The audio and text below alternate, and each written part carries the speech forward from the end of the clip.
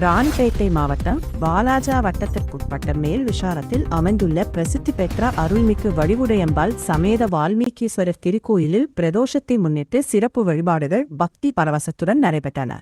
சுதாரண்ய க்ஷேத்திரங்களில் முதலாவது ஸ்தலமாக போற்றப்படும் இத்திருத்தலத்தில் பிரதோஷ நன்னாளையொட்டி நந்தி பகவான் மற்றும் மூலவர் வால்மீகீஸ்வரருக்கு பால், தயிர், சந்தனம், இளநீர் உள்ளிட்ட பல்வேறு திரவியங்களால் சிறப்பு அபிஷேகம் நடைபெற்றது. தொடர்ந்து வேத மந்திரங்கள் முழங்க மகா தீபாராதனை நடைபெற்றது.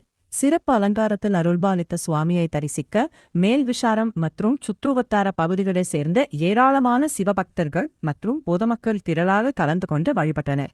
இதனால் கோயில் வளாகம் முழுவதும் பக்தர்கள் கூட்டம் அலைமோதியது. பிரதோஷ வழிபாட்டின் முக்கிய நிகழ்வாக பிரதோஷ நாயகர் கோயில் வளாகத்தில் எழுந்தருளிய நிலையில் பக்தர்கள் பக்தி பரவசத்துடன் கோவிலைச் சுற்றி வலம் வந்து வழிபட்டனர். நந்தி பகவானை தரிசித்து தங்களது நேர்த்திக் கடன்களையும் பக்தர்கள் நிறைவேற்றினர். விழாவின் ஒரு பகுதியாக கோயிலுக்கு வருகை தந்த அனைத்து பக்தர்களுக்கும் திருக்கோயில் நிர்வாகம் மற்றும் உபயதாரர்கள் சார்பில் அறுசுவை அன்னதானம் வழங்கப்பட்டது.